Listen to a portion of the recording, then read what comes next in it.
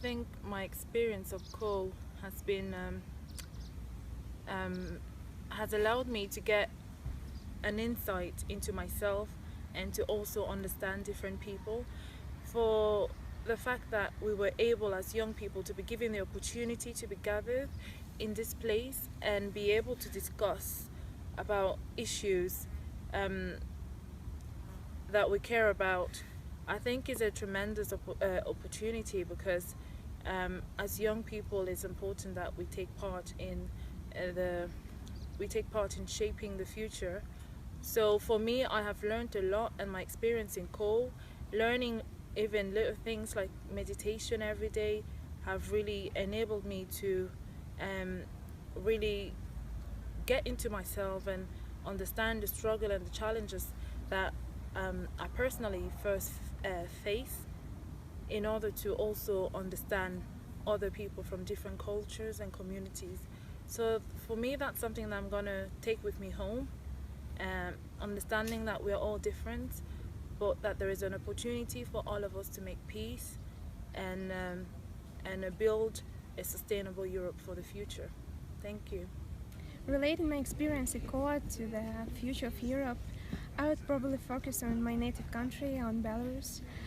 And the most interesting and touching thing which I've heard here is about the layers or so-called stereotypes in the society.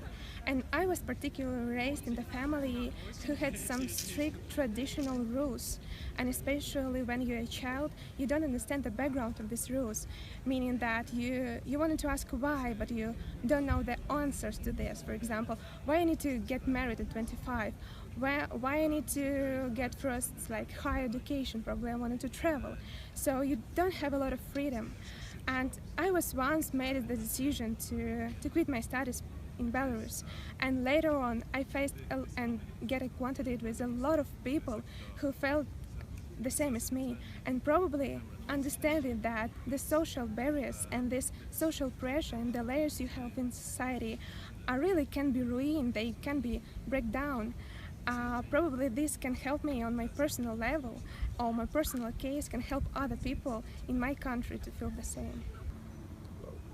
What core teaches us is that if you want to make change, you need to start from yourself. And I was definitely influenced, and even some of my theoretical dilemmas were resolved here in a sense that I had a problem understanding how, if if we are unable to grasp completely the other, how we can then not result in disintegration. So what I got from core is that we do not necessarily need to understand entirely the other. The thing is to accept the other and to include the other in the major society.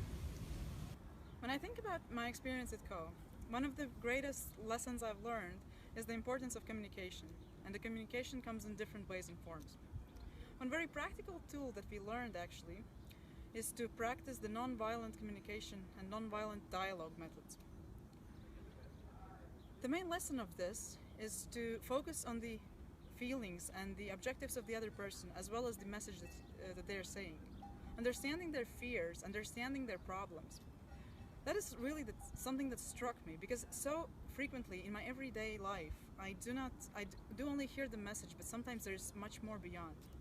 And I do feel that if we do communicate more and we include these different types of views, feelings, backgrounds in our processes, in our everyday life, we can see a much wider and much vivider picture of colors of life in general.